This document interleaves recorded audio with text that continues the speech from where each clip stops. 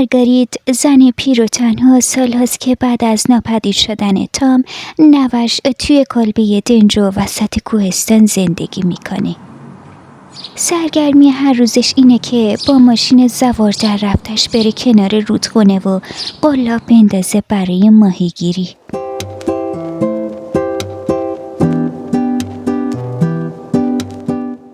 مثل همیشه قلابش توی آب بود و لبخند محوی روی صورتش.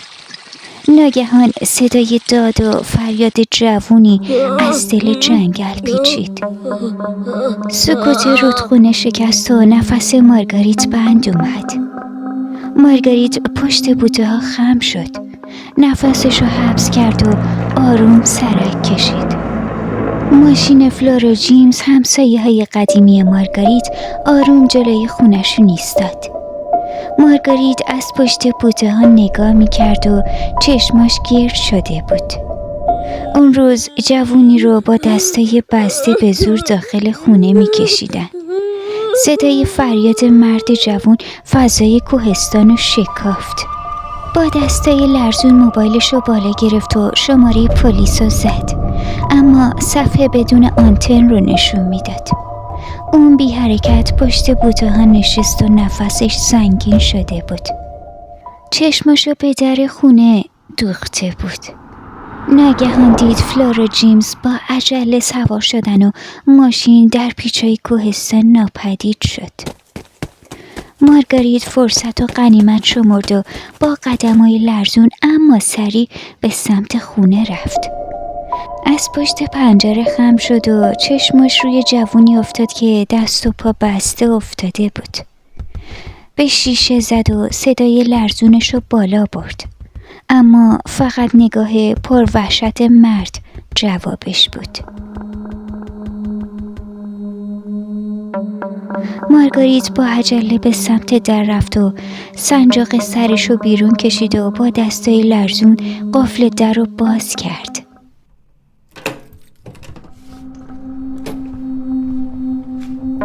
به مرد رسید و تنابا رو باز کرد و هر دو بیدرنگ دویدند.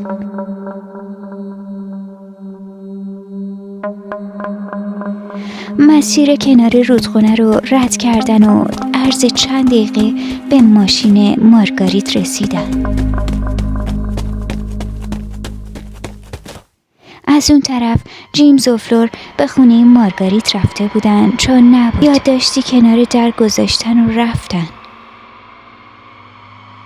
مارگاریت حین رانندگی پرسید چرا اینطوری گرفتنید؟ مرد جوون با صدای لرزون گفت فکر میکنن من دخترشون رو دزدیدم. مارگاریت آهی کشید و گفت این ماجرا برام آشناست. یه روز منو هم مثل تو گرفتن و تهمت زدن. گفتم من و نوام تام بلایی سر دخترشون آوردیم. تام عاشق نورا بود، اما یه روز هر دو ناپدید شدن.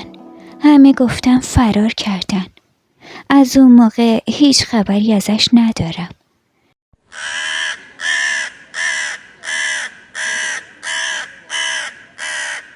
سلام مارگاریت، امیدواریم گذشته رو ببخشی.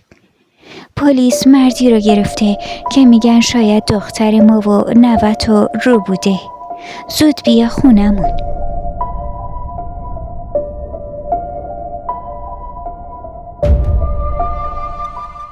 مارگاریت در حال رانندگی بود که نگاهش روی دست مرد افتاد. انگشتری که برق میزد همون بود که سالها پیش خودش به تام داده بود. قلبش لرزید. صورت معصوم نوش جلوی چشمش اومد. وحشت وجودش رو گرفت. با بغض گفت این انگشتر رو از کجا آوردی؟ مرد که فهمید لو رفته با خنده‌ای تلخ گفت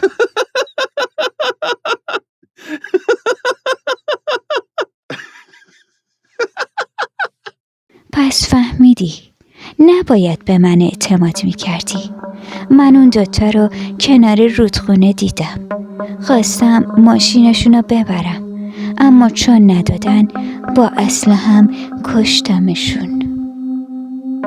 مارگاریت از شدت خشم و پشیمونی دندونش رو روی هم فشار داد و زیر لب گفت خودم درستش میکنم، هر جور که شده. اون فرمونو پیچون سمت پرتگاه و مرد وحشت زده دست دراز کرد تا ماشینو کنترل کنه، اما دیر شده بود. فقط صدای جیغ و سقوط توی هوا پیچید.